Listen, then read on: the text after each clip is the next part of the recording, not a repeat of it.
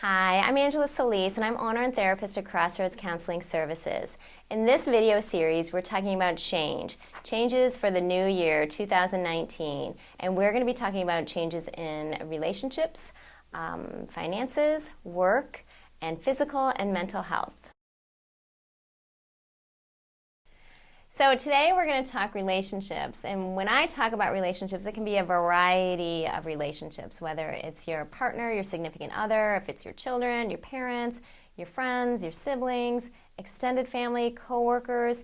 There's a variety of relationships that we as humans, because we're social beings, that we have and that we tend to have struggles with. So if we determine that you want to make a change in any of those relationships, we tend to look at three different things. First of all, it's going to be, do you have the ability, the time, the effort, the energy to improve that relationship? Do you really look at nurturing and improving your communication? So improving that relationship, that's that first area, is like really what does it take to improve a relationship? The second way to change a relationship may be to really stepping back a bit, not completely, but setting some better boundaries, setting limitations. How you deal with that individual might just be reassessing what that looks like and setting down some firmer boundaries and limits with that person. And the third thing that may happen in a relationship is it's just time to walk away. It might be severing that relationship. Perhaps it's too toxic. Perhaps you just don't see eye to eye. It's no longer working. Whatever the circumstances may be, that might be where you just end that relationship.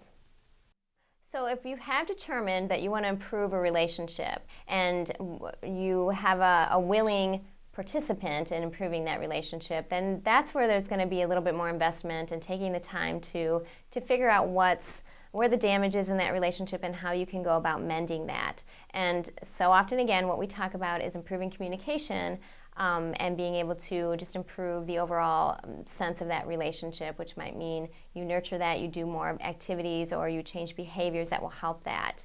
When we talk about communicating, some basic things that we talk about is just being able to use like I feel statements, being able to change up some of your verbiage of being able to more effectively have communication versus just fighting.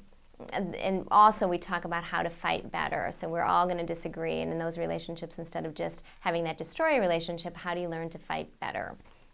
So if you're in a relationship where you feel that you don't want to quite completely walk away, but it's just too much, that becomes a little bit too draining, those are the relationships where you might just need to step back a bit, put some boundaries. Maybe you're not reaching out as much. Maybe you don't answer every single text. Maybe you communicate directly that you just need to step out a little bit of that relationship, and you reframe that with how much time and energy that particular relationship is taking from you.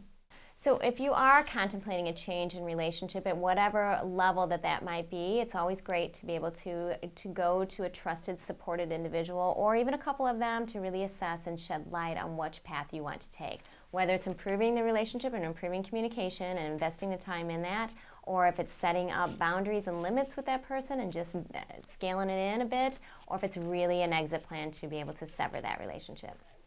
So if this is an area you would like to explore further, feel free to call us at Crossroads Counseling Services. We're here to help.